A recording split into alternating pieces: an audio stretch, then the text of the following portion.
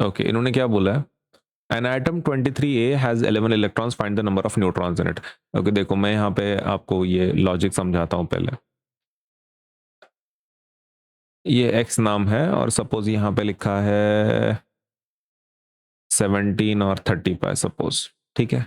तो ये क्या होता है, ये जो ऊपर का नंबर होता है ना, that is called as mass number. ऊपर का नंबर क्या रहता है, मास नंबर रहता है। और ये नीचे का नंबर क्या रहता है, that is atomic number. Atomic number होता है। ओके, तो वैसे ही आपका ये जो ए है, ए के अंदर सिर्फ ऊपर का नंबर दिया है, राइट।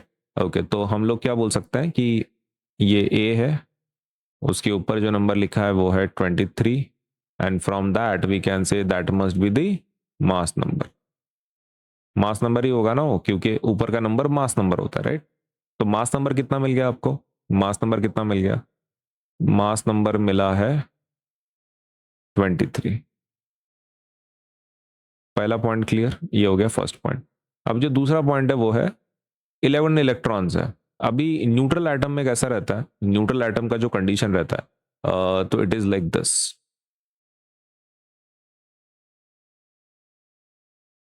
न्यूट्रल एटम में कंडीशन कैसा रहता है कि प्रोटॉन्स और इलेक्ट्रॉन्स की संख्या सेम होती है। प्रोटॉन्स और इलेक्ट्रॉन्स की संख्या क्या रहती है, सेम होती है। किसके लिए, एक न्यूट्रल एटम के लिए, फॉर न्यूट्रल एटम। अगर चार्ज नहीं है उस एटम के पास, तो ये सिचुएशन है कि प्रोटॉन्स इलेक्ट्रॉन्स की संख्या सेम होती है। तो आपके इलेक्ट्रॉन्स कितने हैं, 11 है, तो प्रोटॉन भी कितने होंगे, 11 होंगे ना। ओके, तो वो चीज हम लोग यहाँ पे हाईलाइट कर लेंगे। क्या लिखेंगे, ये तो पहला पॉइंट हो गया आपका कि भाई मास नंबर 23 है। Now we will say for neutral atom, for neutral atom, neutral atom के लिए number of protons are equals to number of electrons. Number of protons is equals to number of electron. और इस question में वो electrons कितने हैं, 11 है।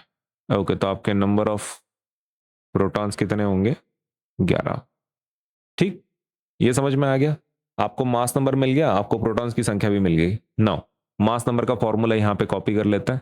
What is mass number, mass number होता क्या है, mass number is nothing but दो चीजों का एडिशन होता है। It is number of protons plus number of neutron. Number of proton plus plus, और किस चीज का एडिशन होता है, नंबर ऑफ न्यूट्रॉन्स का, नंबर ऑफ न्यूट्रॉन्स। अभी एडिशन देख लो, नंबर ऑफ प्रोटॉन्स कितने आपके, how many protons do you have, 11। Okay, तो 11 यहां पे पुट कर लेंगे, 11 plus plus as sign as it is copy, ठीक है। और नंबर ऑफ न्यूट्रॉन्स, अब न्यूट्रॉन्स की संख्या पता है कि आपको नहीं पता है, वो तो वही तो निकालनी है, राइट। ओके, तो अपन यहां पे लिखेंगे नंबर ऑफ न्यूट्रॉन्स। क्या मास नंबर है तुम्हारे पास, हाँ क्वेश्चन में दिया था 23, तो 23 लिख देते हैं अपन। Now can we do the subtraction, ये यहाँ पे 11 को उधर भेज देते हैं, यहाँ पे प्लस है, उधर जाके माइनस हो जाएगा। ओके, तो अपन यहाँ पे लिखेंगे 23 माइनस 11 is equals to number of neutrons. Okay, minus कर लेते, 23 माइनस 11 कितना होता है, 3 माइनस 1 2, 2 माइनस 1 1, 12 होता है। नंबर ऑफ व्हाट, आपके न्यूट्रॉन्स।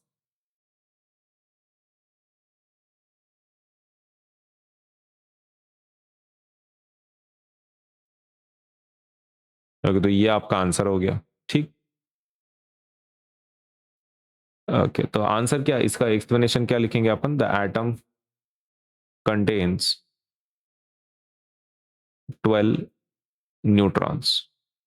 सही है, 12 न्यूट्रॉन होंगे इस पर्टिकुलर क्वेश्चन के अंदर, सही है।